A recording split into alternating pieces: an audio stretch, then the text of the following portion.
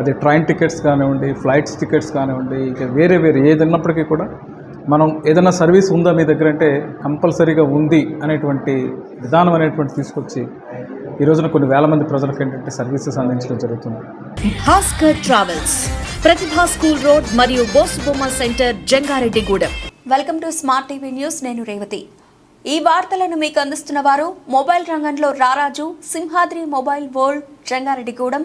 Hot సమ్మర్లో cool ఆఫర్స్తో మీకు స్వాగతం పలుకుతోంది మీ సింహాద్రి మొబైల్ వరల్డ్, జంగారెడ్డిగూడెం. ఎన్నికల ఫలితాల టెన్షన్ మొదలైంది.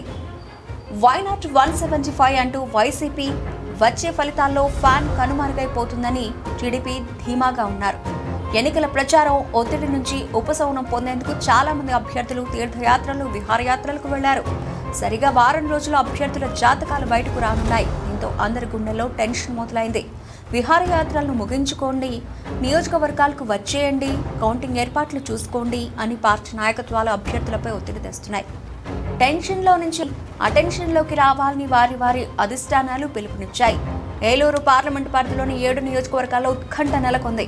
ఇక ఎప్పటిలాగే బెట్టింగ్ జోరు కొనసాగుతుందని సమాచారం. అయితే ఈసారి పోటీ తీవ్రంగా ఉండడంతో ఎవరు విజేతలు అన్నది మహానేతలకు సైతం అంతుపట్టడం లేదు. ఎవరికి వారు తమదే విజయం అంటే తమదే విజయం అన్న ధీమాలో ఉన్నారు. 2024లో టీడీపీ అధికారం చేపడుతుందని ఎక్కువ మంది పందెం కాసినట్లు తెలుస్తోంది. అయితే 90 సీట్లతో అయినా సరే అధికారం చేపడుతుందని మరో ధీమాలో బెట్టింగ్ జోరు కొనసాగుతోంది. నియోజకవర్గ స్థాయిలో కూటమి తరఫున పందెం కాయడానికి ఎక్కువ ఉత్సాహం చూపిస్తున్నారని తెలుస్తోంది. ఏలూరు పార్లమెంటు పరిధిలోని అసెంబ్లీ నియోజకవర్గాల పరిస్థితిని గమనిస్తే పోలవరం, దెందులూరు, నూజివీడు, కైకలూరు స్థానాల్లో వైసీపీ పక్కాగా గెలుస్తుందని, అలాగే చింతలపూడి, ఏలూరు, ఉంగుటూరు స్థానాల్లో కూటమి విజయం సాధిస్తుందని, ఏలూరు పార్లమెంటు వైసీపీ దక్కించుకుంటుందని అంచనాలలో బెట్టింగ్స్ కొనసాగుతున్నాయి.